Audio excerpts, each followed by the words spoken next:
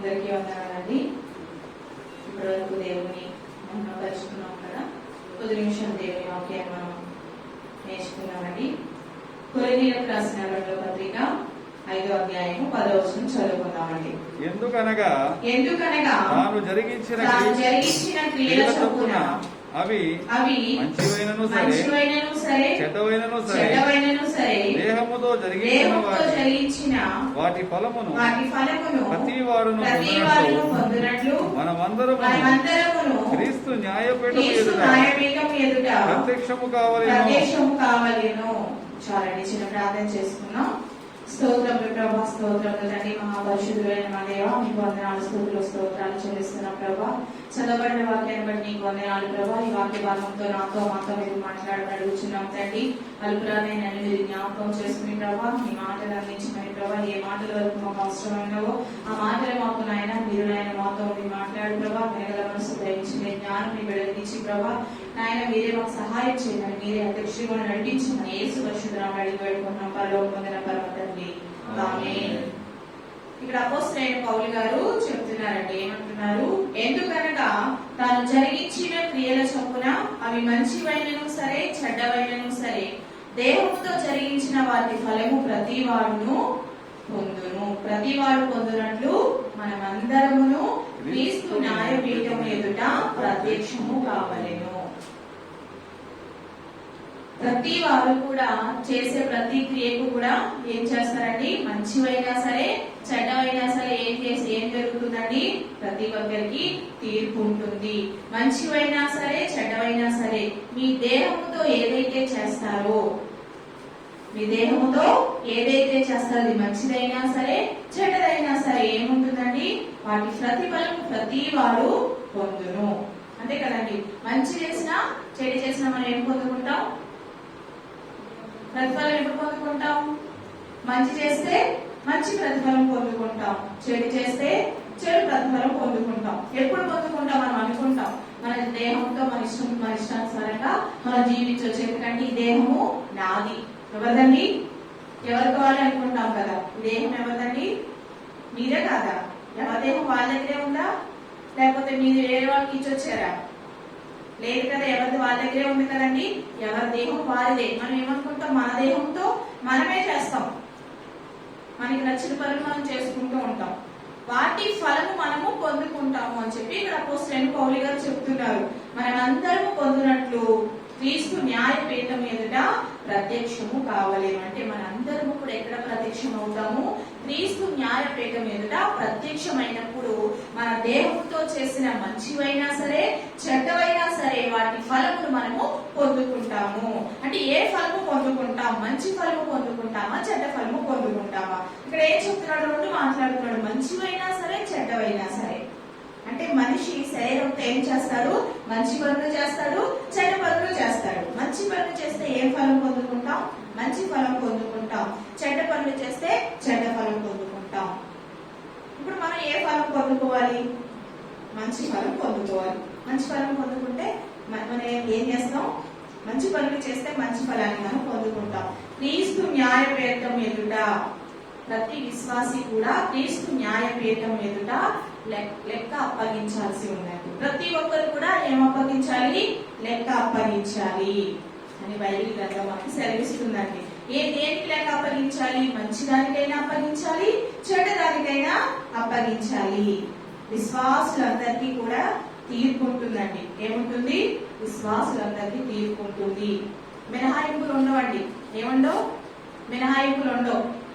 అంటే ఏంటి? మినహాయింపు అంటే ఏంటండి? మినహాయింపు అంటే కాసేపు ఆగుదాం, లేదా కొంచెం తగ్గించండి. ఏమంటావు? కొంచెం తగ్గించండి, తర్వాత వచ్చి చూసుకుందాం. మినహాయింపులు పోతాం కదా మనం. అలా మినహాయింపులు ఉండవండి. ప్రతి ఒక్కరికి ఏముంటుంది? తీర్పు ఉంటుంది. మినహాయింపులు ఏముండవు. మన దేహంతో చేసే వాటికి మినహాయింపులు ఉండవండి. ప్రతి దానికి తీర్పు ఉంటుంది. ప్రతి దానికి ప్రతి విశ్వాసి కూడా ఏం అప్పగించాలి? లెక్క అప్పగించాల్సిందే. నా దేహం నా ఇష్టము, నా ఇష్టానుసారంగా నేను జీవిస్తాను, నా ఇష్ట ప్రకారం నేను బ్రతుకుతాను, నా శరీరము అనుకుంటే కుదరదండి విశ్వాసం. ఎందుకంటే మనము రక్షింపబడ్డాం. ఎవరి రక్తంతో కడగబడ్డాం? యేసుక్రీస్తు యొక్క రక్తంతో కడగబడిన ప్రతి విశ్వాసి కూడా ఎవరి ఇష్టానుసారంగా వాళ్ళు బ్రతకడానికి అవకాశం లేదని. ఎందుకంటే మనందరి నిమిత్తం యేసయ్య ఈ లోకానికి వచ్చి మనందరి నిమిత్తము ప్రాణం పెట్టాడండి. మనం ఆయన రక్తంలో కొనబడిన వారు, విలువ పెట్టి కొనబడ్డామండి. మన ఇష్టానుసారంగా మనం జీవిస్తే ఏం పొందుకుంటాం? చెడ్డ ఫలాన్ని పొందుకుంటాం. మంచి ఫలం పొందుకోవాలి అంటే, న్యాయపీఠం ఎదుట మనము నీతిమంతులుగా తీర్చబడాలి అంటే కనుక మన దేహంతో మనం మంచి పనులు చేయాలి. ఏం పనులు చేస్తున్నాము? మన దేహాన్ని ఎలా కాపాడుకుంటున్నాము? మన దేహం చనిపోయిన తర్వాత ఏమవుతుందండి? మనం తీసుకెళ్తాం మన దేహాన్ని.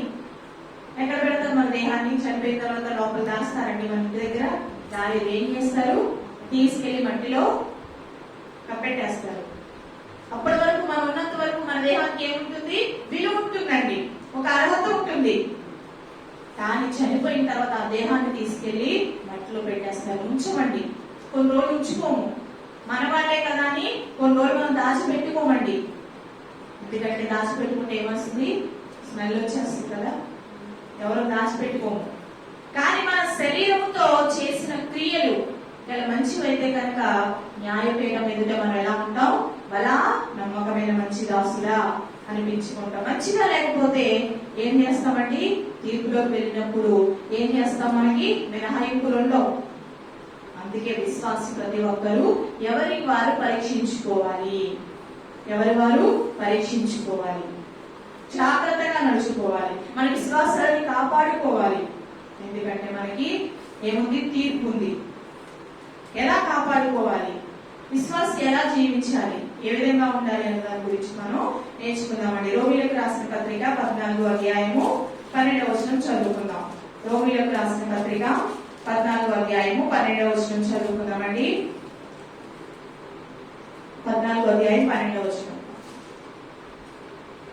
నా తోడు ప్రతి మోకాలును నా ఎదుట మోగును, ప్రతి నాలుకను దేవుడు స్తుతించును అని ప్రభువు చెప్పుచున్నాడు అని రాయబడి ఉన్నది కనుక మనలో ప్రతివాడును తన గురించి దేవునికి లెక్క అప్పగింపవలెను. హల్లెలూయా. ఇక్కడ ఏం చెప్తున్నాడు? ప్రతి మోకాలు దేవుని ఎదుట వంగును, ప్రతి నాలుక దేవుని స్తుతించును. ప్రతి నోరు ఎవరండి? ప్రతి ఒక్కరు కూడా ఏం చేయాలి? దేవుని ఒప్పుకోవాలి. ఒప్పుకునే రోజు ఒకటి వస్తుంది.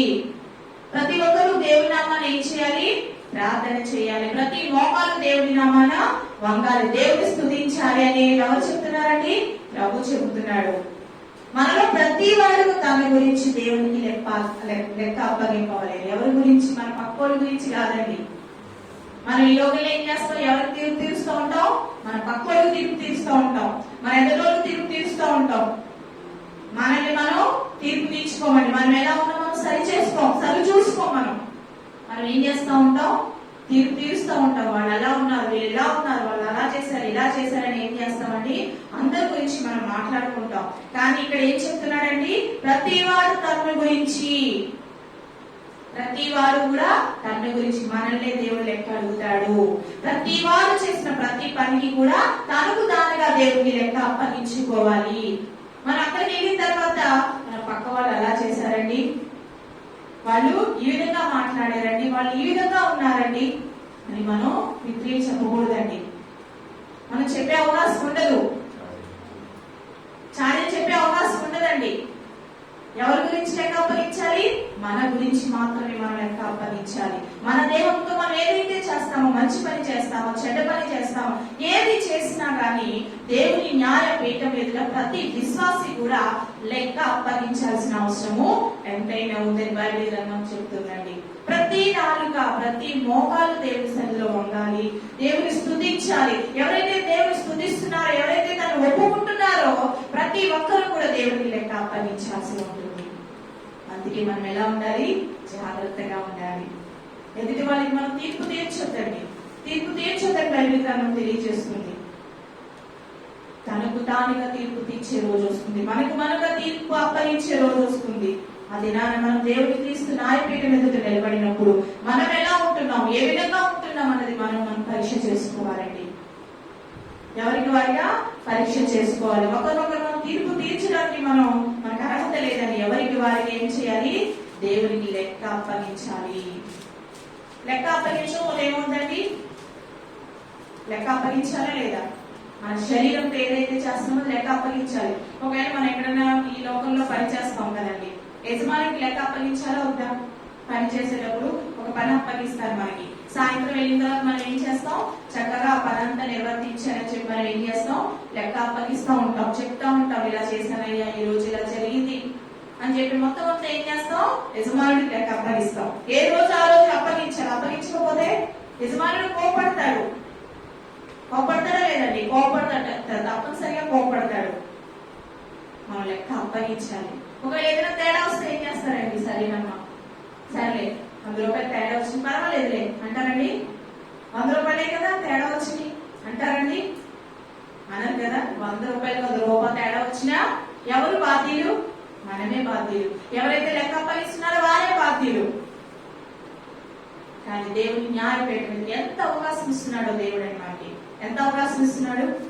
ఆయన కృపలో మనల్ని కాపాడుతూ ఉన్నాడు. ఎందుకంటే మన శరీరంతో మనం ఏం చేయాలి? మంచి కార్యాలు చేయాలి, మంచి పనులు చేయాలి. దేవుని న్యాయపీఠం ఎదుట బల నమ్మకమైన మంచి దాసుడు అనిపించుకోవాలి అని దేవుడు ఎంతో సమయాన్ని మనకి ఇస్తా ఉన్నాడు.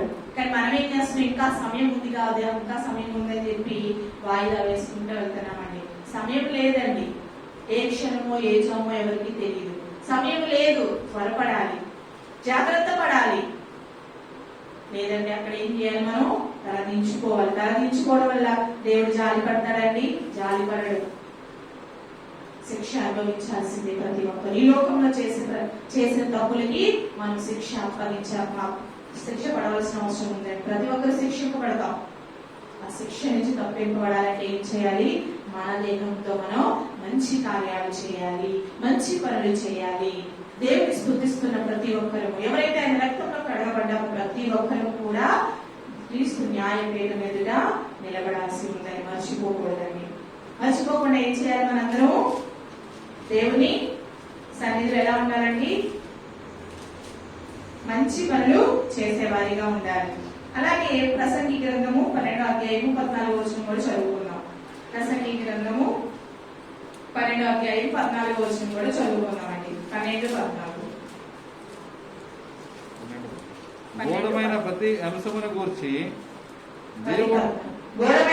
అంశమును గూర్చి దేవుడు విమర్శ చేయనప్పుడు ఆయన ప్రతి క్రియను అది మంచిదే కానీ చెడ్డదే కానీ తీర్పులోనికి తెచ్చును. హల్లెలూయా. ఇక్కడ ఏం చెప్తున్నారండి? ఘోరమైన ప్రతి అంశముని గురించి దేవుడు విమర్శ చేయనప్పుడు ఆయన ప్రతి క్రియను, అది మంచిదే కానీ, ప్రతి క్రియ ఏంటండి? మనం చేసే ప్రతి క్రియ, మంచి పని, చెడ్డ పని, ప్రతిదీ కూడా ఘోరమైన, మనం ఏదైనా దాచిపెడుతున్నామేమో, మన పక్క వాళ్ళకి తెలియకపోవచ్చు అండి, మన ఇంట్లో వాళ్ళకి తెలియకపోవచ్చు అండి. కానీ ఎవరు చూస్తారు? దేవుడు చూస్తాడు. దాన్ని కూడా దేవుడు లెక్క అడుగుతాడు. రహస్యమందు చేసిన ప్రతి దానికి కూడా ఆయన లెక్క అడుగుతాడు. మనమే లెక్క అప్పగించాలి దేవునికి. ఏం చేయాలి? మనమే దేవునికి లెక్క అప్పగించాలి. ప్రతి క్రియ తీర్పులోనికి వస్తుందండి. మనం చేసే మనిషి శరీరంతో చేసే ప్రతి క్రియ కూడా తీర్పులోనికి వస్తుంది అని ఇక్కడ సొలొమోను గారు రాస్తున్నారు. ప్రతి ఒక్క వ్యక్తి దేవునికి లెక్క అప్పగించాలి. ప్రతి విశ్వాసి కూడా ఏం చేస్తున్నాం? మనం మన దేహంతో ఏం చేస్తున్నాం? మన క్రియలు ఎలా ఉంటున్నాయి? మన పనులు ఎలా ఉంటున్నాయి? ఉదయం లేచిన వాళ్ళకి రాత్రి పడుకునే వరకు మన క్రియలు ఎలా ఉంటున్నాయి? మనం మాట్లాడే మాట ఎలా ఉంటుంది? మనం చేసే పనులు ఎలా ఉంటున్నాయి? మన ఆలోచనలు ఎలా ఉంటున్నాయి? మన తలంపులు ఎలా ఉంటున్నాయి? ఒకసారి మనం రాసుకున్నాం అనుకోండి, ఉదయం లేచినప్పుడు మొదలు పెట్టి రాత్రి పడుకునే వరకు కూడా మనం చేసే ప్రతి పని రాసుకున్నాం అనుకోండి. చాలా మంది రాసుకుంటారు, డైరీ రాసుకుంటారు కదండి. చాలా మంది ఏం రాసుకుంటారు? డైరీ రాసుకుంటారు. ప్రతిదీ నోట్ చేసుకుంటారు. ఈ రోజు దినచర్య, ఈ రోజు లేచిన కానించి ఏం చేసాం, ఎక్కడికి వెళ్ళాం, ఎవరితో మాట్లాడాం, ఈ రోజు ప్రాముఖ్యమైన విషయాలు ఏంటి, ఈ రోజు నా జీవితంలో జరిగిన విషయాలు ఏంటి, అన్ని కూడా డైరీలో నోట్ చేసుకుంటూ ఉంటారు. అలాగే మనం కూడా ఉదయం లేచిన మొదలుకొని రాత్రి పడుకునే వరకు కూడా రాసుకుంటా ఉన్నాం అనుకోండి. పడుకునేటప్పుడు ఒకసారి అన్ని చూసుకుంటాం కదా, సరే ఆలోచన తీస్తే మనకు తెలిసిపోతుంది ఈరోజు మనం ఏం చేసాం, ఈరోజు మనం ఏం చేసాం. హోంవర్క్ ఇస్తారు స్కూల్కి వెళ్తే పిల్లలకి. హోంవర్క్ ఇచ్చినప్పుడు ఇంటికి వెళ్ళి ఏం చేస్తాము? అంత రిలీజ్ చేసుకుంటాం కదా. ఈ రోజు స్కూల్లో ఏం చెప్పారు మా టీచర్? ఆలోచిస్తామా? ఆలోచించకుండా రాసేస్తామా? రాయి కదా. టీచర్ ఏం చెప్పారు ఈ రోజు అన్ని ఆలోచించుకుంటూ ఉంటాం, మైండ్ లో తెచ్చుకుంటూ ఉంటాం. మనం కూడా రాత్రి పడుకునేటప్పుడు ఈ రోజు ఏం చేసాం, పలానా పని చేశాను, పలానా చోటుకి వెళ్ళాను, పలానా వాళ్ళతో మాట్లాడాను, ఎలా పని చేశాను, ఏ విధంగా చేశాను అని ఒకసారి మనం ఆలోచించుకుంటే కనుక మనకు అర్థమవుతుందండి. అర్థమవుతుందా లేదా? మనం ఏం తప్పు చేస్తున్నాం, తప్పు చేశామా లేదా అన్నది మనకు అర్థమవుతుందండి. ఒకవేళ రాసుకోలేదనుకో, మనం తప్పులు చేసుకుంటూ వెళ్ళామనుకోండి, ఆ చెట్ట ఏమవుతుంది? పెరిగిపోతా ఉంటుందండి. ఏం చెట్ట పెరిగిపోద్ది? ఏ చెట్ట పెరిగిపోద్దండి? ఏ పనుల చెట్ట పెరిగిపోద్ది? ఏదైతే మనము మన దేవునితో జరిగించామో, దేవునికి ఆయాసకరంగా ఏదైతే చేశామో, దేవునికి విరుద్ధంగా ఏదైతే మాట్లాడామో ఆ చెట్ట పెరిగిపోతా ఉంటది. మనం ఎప్పటికప్పుడు ప్రతిరోజు మన జీవితాన్ని సరి చేసుకుంటూ ఉంటే, వాక్యంతో సరి చూసుకుంటూ ఉంటే మనం మార్చుకునే అవకాశం ఉంటుందండి. దేవుడు చెప్తున్నాడు, ప్రతి ఒక్కరికి కూడా తీర్పు దినాన్ని ప్రతి ఒక్కరు లెక్క అప్పగించాలి. మీ దేహంతో చేసే ప్రతి పనికి లెక్క అప్పగించాలి. మంచిదైనా చెడ్డదైనా సరే నా ఇష్టానుసారంగా నేను జీవిస్తాను. ఇది నా జీవితం. ఎవరి జీవితం అండి? నా జీవితం. నా తల్లిదండ్రులు నన్ను కన్నారు, చక్కగా పెంచారు, అన్ని ఇచ్చారు, ఏది కావాలంటే అది ఇచ్చారు, ఏ లోటు లేదు, నాకు సమృద్ధిగా అన్ని ఉన్నాయి నాకు అనుకుంటారు. చాలా మంది అనుకుంటారు కదండి, చాలా మంది అదే అనుకుంటారు, నాకు ఏ లోటు లేదు, అన్ని సమృద్ధిగా ఉన్నాయి అనుకుంటామండి. కానీ మన దేవునితో చేసేది ప్రతి దానికి మనం లెక్క అప్పగించాలి. ఏం చేస్తున్నాం, ఎవరికి వారు పరీక్ష చేసుకున్నాం, ఏం చేస్తున్నాం ఆ దేవునితో? దేవుని స్తుతించమని దేవుడు చెప్తున్నాడు. దేవుని స్తుతిస్తున్నామా? ఎలా స్తుతిస్తున్నాం? పెదవులతో స్తుతిస్తున్నామా? హృదయంతో స్తుతిస్తున్నామా? ఒక పని చేశామంటే ఆ పని ఎలా చేస్తున్నాం? ఏదైనా ఆశించి చేస్తున్నామా, లేదంటే మనము దేవునికి మహిమకరముగా చేస్తున్నామా అన్నది ఆలోచించాలండి. ప్రతిదీ ఆలోచించాలి. చిన్నదే కదండి, చిన్న పనే కదా, ఏమవుతుంది? చిన్నదే కదా, ఏమవుతుంది? అదే పెరిగి ఏమవుతుంది? పెద్ద వృక్షం అయిపోతుంది. అక్కడ వరకు తెచ్చుకోవడం ఎందుకు? చిన్నప్పుడే ఉన్నప్పుడు ఏం చేయాలని? పెరిగి వేయాలి, తీసివేయాలి. చిన్న పాపమే కదండి, చిన్న పొరపాటే, చిన్న తప్పే, రేపు పొద్దున్న అది మనల్ని నాశనంలోకి నడిపిస్తుంది. జాగ్రత్త. చిన్నదే కదా నిర్లక్ష్యం చేస్తే నాశనానికి నడిపిస్తుంది. చిన్నదాన్ని ఏం చేయాలి? అప్పుడే తుడిచి వేసుకోవాలి. మంచిదైనా చెడ్డదైనా మన దేవునితో చేసే ప్రతి దానికి దేవునికి లెక్క అప్పగించాలి. కాబట్టి ప్రతి విశ్వాసి కూడా ప్రతిరోజు ఎవరికి వారు పరీక్ష చేసుకోవడం ఎంతైనా అవసరం అని చెప్పి బైబిల్ గ్రంథం మనకి తెలియజేస్తుందండి. కొరింథీయులకు రాసిన మొదటి పత్రిక 3వ అధ్యాయము 12 నుంచి 15 వచనాలు చదువుకుందాం. కొరింథీయులకు రాసిన మొదటి పత్రిక 3వ అధ్యాయము 12 నుంచి 15 వరకు చదువుకుందామండి. ఎవడైనను 3వ అధ్యాయము 12 నుంచి 15 వరకు. ఎవడైనను ఈ పునాది మీద బంగారము, వెండి, వెలగరాళ్ళు, కర్ర, గడ్డి, కొయ్యకాలు మొదలైన వాటితో కట్టిన యెడల వాని పని కనబడును. ఆ దినమున దానిని తేటపరచును. అది అగ్ని చేత బయలుపరచబడును. మరియు వాని పని ఎట్టిదో దానిని అగ్నియే పరీక్షించును. ఇక్కడ ఏం చెప్తున్నాడండి? ఎవడైనాను ఈ పునాది మీద, ఏ పునాది? క్రీస్తు అనే పునాది మీద, క్రీస్తు అనే బండ మీద బంగారము, వెండి, వెలగరాళ్ళు, కర్ర, గట్టి, కొయ్యగాలు మొదలైన వాటితో కట్టిన యెడల వాని పని కనబడును. ఆ దినమున దానిని తేటపరచిన అగ్ని చేత బయలుపరచబడును. మరియు వాని పని ఏంటిదో దాన్ని అగ్నియే ఏం చేస్తుంది? పరీక్షిస్తుంది. పునాది మీద కట్టిన ఇల్లు ఎలా ఉంటుందండి? పునాది మీద కట్టిన ఇల్లు ఎలా ఉంటది? ఇసుకలో కట్టిన ఇల్లు ఎలా ఉంటది? ఒక అతనేంటి, ఇద్దరు స్నేహితులు ఉన్నారండి. వాళ్ళిద్దరు ఒక రోజు మాట్లాడుకుంటున్నారు. మంచిగా సంపాదించారు, ఇద్దరు దాచిపెట్టుకున్నారు. ఏమనుకుంటున్నారు? ఇద్దరు ఇల్లు కట్టుకుందాం అనుకున్నారు. ఇల్లు కట్టుకుందాం అనుకుని వాళ్ళు ఏం చేశారంటే స్థలం కూడా కొనుక్కున్నారు. ఒకళ్ళు ఎక్కడ కొనుక్కున్నారు? పునాది మీద ఉన్న స్థలాన్ని కొనుక్కున్నాడు. ఇంకొకడు ఇసుక మీద ఉన్న స్థలాన్ని ఇద్దరు కొనుక్కున్నారు, ఇద్దరు గొడవ పడుతున్నారు. నువ్వు ఇది తీసుకోరా ఇది బాగుంటది, ఇది తీసుకోరా ఇది బాగుంటది. ఇద్దరు ఏం చేస్తున్నారండి? గొడవ పడతా ఉన్నారు. కానీ ఇద్దరికి పడట్లేదు. నేను ఇదే మంచి, నాదే మంచిది అనుకుంటున్నారు. ఎలాగైతే ఇద్దరు సరే చూద్దాం రా, ఇల్లు కట్టేసుకుని చూద్దాం ఎవరి ఇల్లు బాగుంటుందో, ఆ ఇల్లు బాగుంటుందా నీ ఇల్లు బాగుంటుందో చూద్దాం అని చెప్పి ఇద్దరు పోటాపట్టిగా ఏం చేశారు?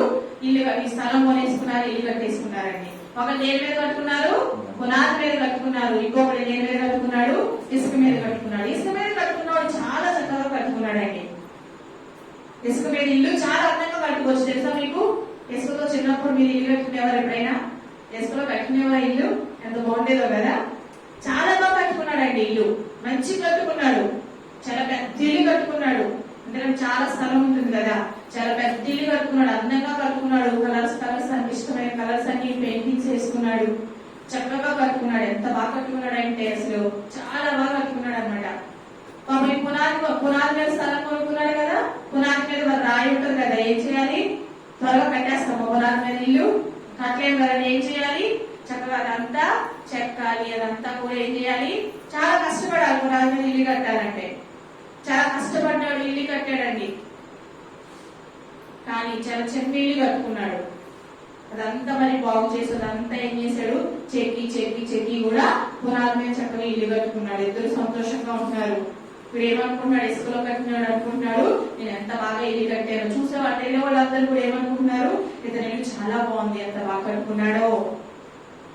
మనం కూడా అనుకుంటాం కదండి, వెళ్ళేటప్పుడు చూస్తే మంచిగా కట్టుకున్నారు, ఇల్లు బాగా కట్టుకున్నారు అనుకుంటాం కదా. చాలా మంది అనుకుంటా ఉన్నారు. వీడు కూడా ఏమనుకుంటున్నాడు? వీడు ఎర్రోడు, నా మాట ఏమంటే వెళ్ళలేదు, నేను చెప్పినట్లు వెళ్ళలేదు. వీడు ఎంత చెడ్డ ఇల్లు కట్టుకున్నాడు, నేను ఎంత చక్కగా కట్టుకున్నాను ఇల్లు అని చాలా సంతోషిస్తా ఉన్నాడండి. ఇద్దరు హాయిగా ఉన్నారు. అయితే ఒక రోజు పెద్ద తుఫాన్ వచ్చింది. ఏమొచ్చిందండి? పెద్ద తుఫాన్ వచ్చింది, వరదలు వచ్చాయి. పెద్ద తుఫాను ఏమైపోయింది? ఇసుకలో కట్టుకుని ఇల్లు ఏమైపోయింది? ఆ తుఫాన్ ఇటు అటు కొట్టుకుంటా ఉందండి. తుఫాన్ వస్తే ఇసుకలో ఉంటుందండి ఏదైనా? వరద వచ్చింది, వాటర్ వచ్చి మొత్తం అంతా కూడా లోపలికి వచ్చేసినాయండి నీళ్లు. నిద్రలేదు, మొత్తం అంతా ఏమో ఇల్లు పడిపోతా వస్తుంది. వాటర్ లోపలికి వచ్చేసి మునిగిపోయిందండి ఇల్లంతా కూడా, ఏం కనిపించట్లేదు. బండ మీద కట్టుకున్నాడు ఇల్లు. ఎలా ఉన్నాడండి? మంచిగా హాయిగా పడుకుని నిద్రపోతున్నాడు. దేని మీద కట్టుకున్నాడు? బండ మీద కట్టుకున్నాడు. స్థిరమైన పునాది మంచిగా కట్టుకున్నాడు. లేట్ అయినా కానీ చిన్నదైనా కానీ ఏం చేశాడు? ఎంతో ప్రయాసతో కూడి పని తను ఏం చేశాడు? చక్కగా ప్రయాసపడి తను ఇల్లు కట్టుకున్నాడండి. వరద వచ్చింది, వర్షం వచ్చింది, గాలి వచ్చింది, తుఫాన్ వచ్చింది, ఏమీ కాలేదు. ప్రశాంతంగా ఇంట్లో ఉన్నాడు, సంతోషంగా ఇంట్లో జీవిస్తూ ఉన్నాడండి. ఇసుక మీద కట్టుకున్నవాడు అప్పటి వరకు ఏమనుకున్నాడు? నా అంతటి వాడు లేడు, నేను ఎంత బాగా ఇల్లు కట్టుకున్నాను అనుకున్నవాడు ఏమైపోయాడు? మునిగిపోయిందండి ఇల్లు, పడిపోయిందండి. ఏమీ లేదు, ఎంతో కష్టపడి కట్టుకున్నాడు. తన వ్యయమంతా కూడా వ్యర్థమైపోయింది, తన ప్రయాస అంతా వ్యర్థమైపోయిందండి. మన ఇల్లు కట్టుకునేటప్పుడు ఎలా కట్టుకోవాలి? డబ్బు ఉంది కదా అని మన ఇష్టం వచ్చినట్టు మనం కట్టుకుంటే అది ఉండదండి, నిలవదండి. వరద వస్తుంది, తుఫాన్ వస్తుంది, గాలి వస్తుంది, మునిగిపోతుందేమో, మన ఇల్లు మునిగిపోతుందేమో. ఎలా కట్టుకుంటాం మనం మన ఇల్లుని? స్థిరమైన పునాది మీద కడుతున్నామా, ఇసుక మీద కడుతున్నామా? మన పునాది ఎలా ఉంది? పడిపోయేదిగా ఉందా, స్థిరమైన పునాదిగా ఉందా? ఎవరికి వారు ఆలోచించుకోవాలండి.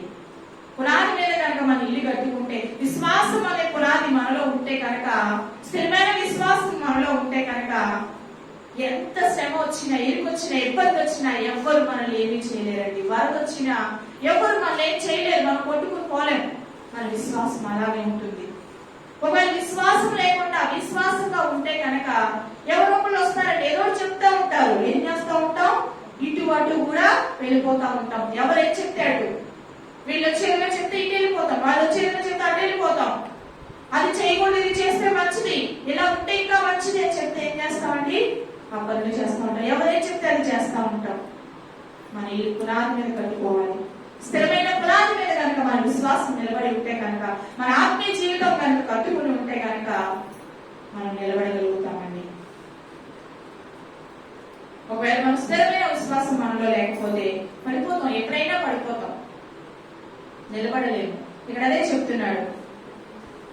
14వ వచనం, పునాది మీద ఒకడు కట్టిన పని నిలిచిన ఎడల వాడు జీతము పుచ్చుకొనును. ఏం పుచ్చుకునండి? జీతము పుచ్చుకొనును.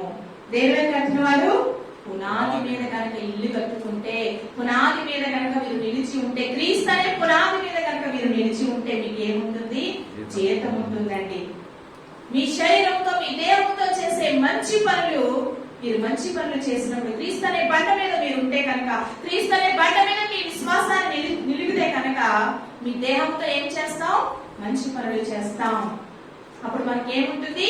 జీతం ఉంటుంది అని చెప్తున్నాడండి. జీతం నిజమే, మనం చేసే పనికి జీతం పుచ్చుకుంటే మనకు చాలా సంతోషం కదండి. ఉదయం నుంచి సాయంత్రం వరకు ఏం చేస్తాం? మనం మంచిగా పని చేస్తాం. పని చేసినప్పుడు సాయంత్రం యజమానుడు జీతం ఇచ్చాడు అనుకో, చక్కగా ఎంతో సంతోషమో. ఒకవేళ జీతం ఇవ్వలేదు అనుకోండి, మనం పొద్దున్న అంతరించి కష్టపడిన జీతం ఇవ్వకపోతే మనకి ఎలా ఉంటుంది? రేపు ఇస్తానమ్మా, రేపు రా. ఏమంటారు? రేపు ఇస్తారు, రేపు రా అన్నారు అనుకో, మనకి ఎలా ఉంటది? పొద్దున్న నుంచి ఎంతో కష్టపడి పని చేశాను కానీ జీతం రాలా, బాధ కలుగుతుంది. మన ప్రయాసకు తగిన ఫలం లేకపోతే మనకి బాధ కలుగుతుంది. ఇక్కడ పునాది మీద, క్రీస్తు అనే పునాది మీద మనం కనుక ఇల్లు కట్టుకుంటే మనకు జీతం ఉంది. ఆ జీతం కావాలంటే మనం ఇల్లు ఎక్కడ కట్టుకోవాలి? క్రీస్తు అనే బండ మీద ఇల్లు కట్టుకోవాలి. ఒకరి పని కాల్చివేయబడిన ఎడల వారికి నష్టము కలుగును. అతడు తన మట్టుకు రక్షింపబడును గాని అగ్నిలో నుండి తప్పించుకున్నట్లు రక్షింపబడును. ఒకరి పని కాల్చివేయబడిన ఎడల, ఒకరి పని అగ్నిలో నుండి తప్పించుకున్నట్లు, కేవలం రక్షణ మాత్రం పొందగలడు కానీ తను ఏం తప్పించుకోలేడండి? ఏం తప్పించుకోలేడు? ఆ తీర్పు దినాన తప్పించుకోలేడండి. అగ్ని పరీక్షలో అతను తప్పించుకోలేడు. బండ మీద కట్టుకోకపోతే మన ఇల్లు, ఆ ఇసుక మీద కట్టుకున్న వాడు ఇల్లు ఏమైందండి? పడిపోయింది. అలాగే ఏదో ఒక రోజు పడిపోతావు, జాగ్రత్త. అగ్ని పరీక్షకు నువ్వు వెళ్ళినప్పుడు నువ్వు కాలిపోతావేమో, జాగ్రత్త అని చెప్తున్నాడండి ఇక్కడ. మీరు దేవుని ఆలయమై ఉన్నారని, దేవుని ఆత్మ మీలో నివసించుచున్నాడని మీరు ఎరుగరా? మన దేహం ఏంటండి? దేవుని ఆలయమై ఉన్నదని మీరు ఎరుగరా? మీ దేహము మీది కాదు, విలువ పెట్టి కొనబడింది. దేవుని సొత్తు మీరు. మీ ఇష్టానుసారంగా మీరు ఎలా జీవిస్తారు? మీ దేహంతో మీ ఇష్టానుసారంగా మీరు ఎలా జీవిస్తారు? ఈ దేహం నాదండి, నాతోనే ఉంటుంది, నా ఇష్టం అనుకుంటే కుదరదండి. మీరు విలువ పెట్టి కొనబడిన వారు. ఇక్కడ అది చెప్తున్నాడు, మీరు దేవుని ఆలయమై ఉన్నారని, దేవుని ఆత్మ మీలో నివసించుచున్నాడని మీరు ఎరుగరా? దేవుని ఆత్మ ఎవరిలో నివసిస్తుందండి? ప్రతి ఒక్కరిలో దేవుని ఆత్మ నివసిస్తుంది. దేవుని ఆత్మను దుఃఖపరుస్తున్నామేమో, దేవుని ఆత్మను పక్కన పెట్టేసి ఇష్టానుసారంగా జీవిస్తున్నామేమో. పరిశుద్ధాత్మ దేవుడు ఎప్పుడు దుఃఖపడతాడో తెలుసండి? ప్రతి ఒక్కరు పరిశుద్ధాత్మ దేవుడు ఉంటాడు, కానీ మనం చేసే పనులు బట్టి పరిశుద్ధాత్మ దేవుడు దుఃఖపడుతూ ఉంటాడు. మనలోంచి వెళ్ళిపోడండి. పరిశుద్ధాత్ముడు దుఃఖపరచడం అంటే ఏంటి? మనలో ఉన్న పరిశుద్ధాత్ముడు మనం చేసే పనిని బట్టి దుఃఖపడుతూ ఉంటాడు. మనలోనే చెల్లిపోడండి, మనలోనే ఉంటే ఏం చేస్తారు? దుఃఖపడుతూ ఉంటాడు. మన పిల్లలు తప్పు చేస్తే తల్లిదండ్రులు ఏం చేస్తారు? బాధపడతారండి. ఇంట్లోకి పంపించేస్తారు. తప్పు చేసినప్పుడల్లా నువ్వు ఇంట్లో చెల్లిపోరా, నువ్వు నాకు కనపడకరా అని అంటామని మన పిల్లల్ని అనము, బాధపడుతూ ఉంటాం వాళ్ళు చేసిన తప్పును బట్టి. పరిశుద్ధాత్మ దేవుడు మనలో ఉండి బాధపడుతూ ఉంటాడు. పరిశుద్ధాత్మ దుఃఖపరుస్తున్నావా? దేవుని ఆలయంగా ఉన్న నీ దేవుడితో దేవుని స్తుతించడం మానేసి, దేవుని మహిమపరచడం మానేసి ఇష్టానుసారంగా జీవిస్తే కనుక తప్పించుకోలేదని దేవుడు చెప్తున్నాడండి. నా ఇష్టానుసారంగా నేను జీవిస్తాను అంటే కనుక అగ్ని పరీక్షలో మనం ఏం చేయాలి? నిలబడాలి. కాలిపోతామా? నిలిచి ఉంటామా?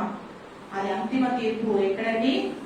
అంతిమ తీర్పులోనే జరుగుతుంది. నిలిచి ఉంటావా? కాలిపోతావా? మంచిదైనా సరే చెడ్డదైనా సరే నీ దేవుడితో చేసే ప్రతి పనికి కూడా లెక్క అప్పగించాలి. నీవు నీ సొత్తు కాదమ్మా, నేను విలువ పెట్టి కొనుక్కున్నాను, నువ్వు నా సొత్తు, నన్ను స్తుతించు. నీ ఇష్టానుసారంగా నువ్వు జీవిస్తే కనుక నీకు జీతం దొరకదు. ఏముండదండి? జీతం ఉండదు.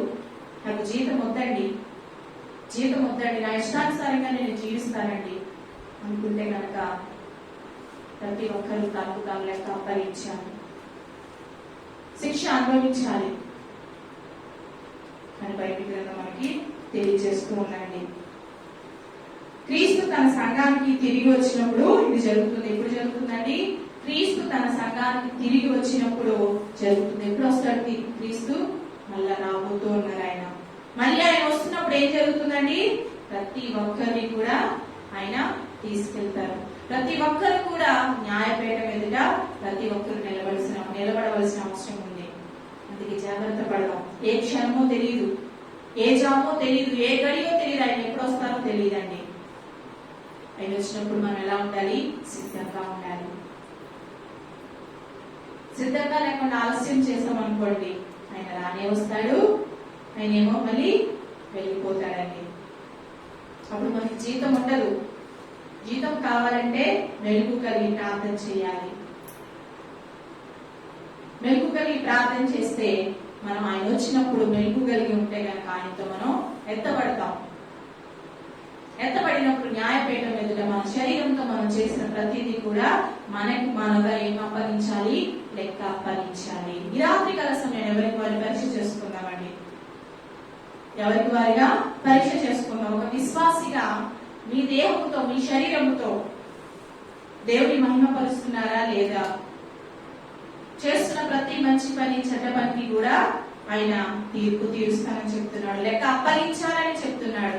ఏ విధంగా మనం జీవిస్తున్నాం ఈ లోకంలో, ఏ విధంగా మనం ఉంటున్నాం పరీక్ష చేసుకుందామండి. నా ఇష్టానుసారంగా నేను జీవిస్తాను అనుకుంటే కనుక ఈ దేహం మనదండి, మనది కాదు. విలువ పెట్టి ఆయన మనల్ని కొన్నాడు, విలువైన రక్తం ఇచ్చి మనల్ని కొన్నాడు. నా ఇష్టానుసారంగా నేను జీవిస్తానంటే కనుక శిక్ష అనుభవించాల్సిందే, శిక్ష పొందాల్సిందే. శిక్షకు పాత్రగా అవడానికి కాదండి యేసుప్రభు వారు మన ఈ లోకానికి తీసుకొచ్చింది. శిక్షను అనుభవించడానికి కాదండి, ఆ శిక్షను కొట్టివేసి మనకి నూతన జీవాన్ని ఇవ్వాలని యేసుప్రభు వారు ఈ లోకానికి వచ్చారు. ఈ రాత్రి కాల సమయంలో ప్రతి ఒక్కరు విన్న వాక్యాన్ని బట్టి ప్రతి ఒక్కరు కూడా ప్రార్థన చేద్దాం. మన దేహాన్ని బట్టి మనం ఏ విధంగా జీవిస్తున్నాము, మన దేహంతో చేసే ప్రతి పనికి ఆయన లెక్క అప్పగిస్తానని చెప్తున్నాడు. ఆయనకి ఇష్టమైన బిడ్డగా ఆయన ఇచ్చిన దేహంతో ఆయన మహిమపరుస్తూ ఆయనకు మహిమ తెచ్చేవారిగా మనందరం జీవితం అటు కృపా దేవుడు మనందరికీ కలిగజేసి నడిపించును గాక. ఆమేన్. ప్రార్థన చేసుకుందాం. ప్రతి ఒక్కరు కొద్ది నిమిషాలు ప్రార్థన చేసుకుందాం. అవునయ్యా, ఈ దేహంలో ఇచ్చిందే ప్రభా, ఈ శరీరంతో ఇచ్చిన ఈ శరీరంతో నేను మహిమపరచాలి ప్రభా, నేను స్తుతించాలి ప్రభా, నేను చేసే ప్రతి పనిని బట్టి ప్రభా నీకు లెక్క అప్పగించాల్సి ఉంది ప్రభా. నా దేహంతో నేను ఏం చేస్తున్నాను ప్రభా, నేను చేస్తున్న ప్రతి పనిని బట్టి ప్రభా దేవా తీర్పు దినాన్ని లెక్క అప్పగించాలి ప్రభా. అవును తండ్రి, పునాది మీద నేను కట్టుకోవాలి నా విశ్వాసాన్ని. క్రీస్తు అనే పునాది మీద నేను నిలిచి ఉంటే కనుక, స్థిరమైన పునాది మీద నేను నిలిచి ఉంటే కనుక న్యాయపీఠం ఎదుట బలానమ్మకమైన మంచి దాసులా అర్పించుకుంటాను. నా శరీరంతో చేస్తున్న ప్రతి తప్పులు నేను ఒప్పుకుంటున్నానయ్యా, ప్రతి పాపంలో ఒప్పుకుంటున్నానయ్యా. నీకు నమ్మకమైన బిడ్డగా నేను జీవిస్తానయ్యా. నువ్వు ఇచ్చే జీవితం నేను తీసుకుంటాను ప్రభా. ప్రార్థన చేద్దామండి ప్రతి ఒక్కరం. ఈ దేహం నేను ఇచ్చిందే ప్రభా,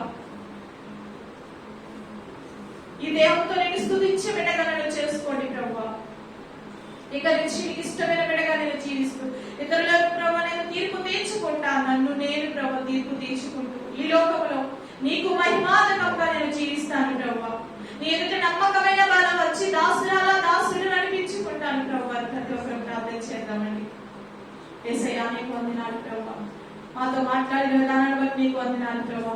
మా దేహంతో మేము ఏ పనులు చేస్తున్నాము, మంచి పనులు చేస్తున్నామా, చెడ్డ పనులు చేస్తున్నామా, నిన్ను మహిమపరిచే వారిగా ఉంటున్నామా, నిన్ను దుఃఖపరిచే వారిగా ఉంటున్నామా, మాతో మాట్లాడినందుకు వందనాలయ్యా. అయ్యా మా పనులు బట్టి ప్రభా నిన్ను దుఃఖపరిచే వారిగా మేము ఉండకుండా నిన్ను మహిమపరిచే వారిగా మేము ఉండాలి ప్రభా. నువ్వు వచ్చే రాకల్లో ప్రభా సిద్ధపడే వారిగా, మెలుగుని ప్రార్థించే వారిగా మమ్మల్ని అందరినీ చేసుకుని ప్రభా. అయ్యా నీ కృపలో మమ్మల్ని అందరినీ జ్ఞాపకం చేసుకోమని ప్రభా.